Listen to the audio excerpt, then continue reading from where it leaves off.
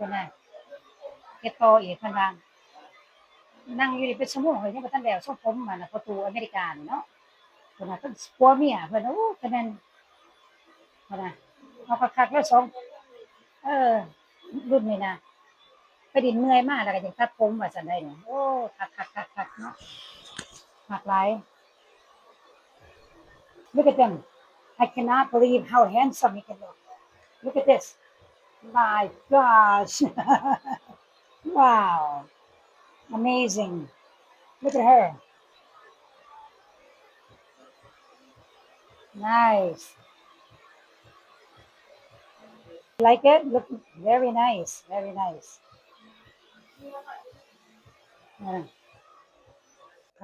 โทรมาเฮ็ดหน้าอยู่บ่นี่ Nice. เฮ็ด facial ตัดผมได้นี่ยังไม่เฮ็ดเบิดทุกอย่างเนาะตายๆ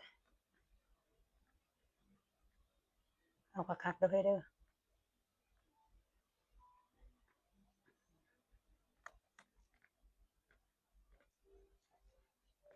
เพิ่นเฮ็ดหน้าเพิ่นน่ะโอเคมาตัดผมเด้อนี่เด้อโอเค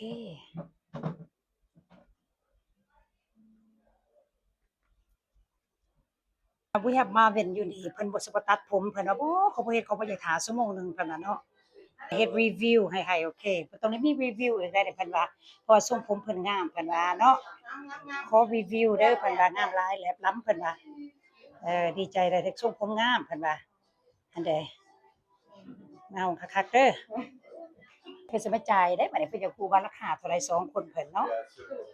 2คนเด้อนี่เด้อราคา He want a haircut so he's going to get a haircut and he is done 2คนนี่อันน่ะ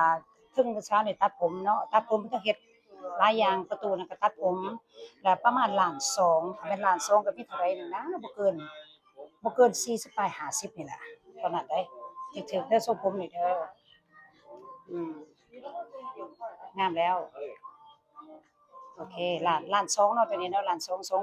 หัวเนี่ย Can you repeat it please what happened to Sam you just got him what He keeps telling them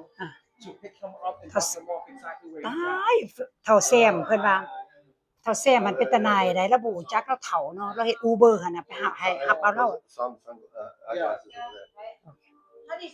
แล้วก็กบมาคืนอีกนี่อันคันแม่นไปบาร์ลีสุดนี่ผู้ขายเองสิตัดผมเลยบัดนี้จูเพิ่นนั่งท่าเบิดทุกคนนี่แหละเพิ่น The hair's so fun. You never know เพิ่นว่าท่าเฮิงหลายเพิ่นว่าย่านให้บัดออกมาได้มีนมโอ้ย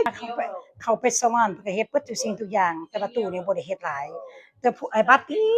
ยังนอนอยู่บ่ทันแล้วเทื่ออะไรมีคนมาอีกเด้อมาตัดผมอีกเด้ออันนี้เป็นเจ้าของเนี่ยเจ้าของก็ดีๆเว้าดีๆนะภาษาอังกฤษก็เป็นเจ้าของห้านเพิ่นผู้นี้เป็นเจ้าของห้านผู้อันน่ะเพิ่นบ่มีผมนี่ล่ะ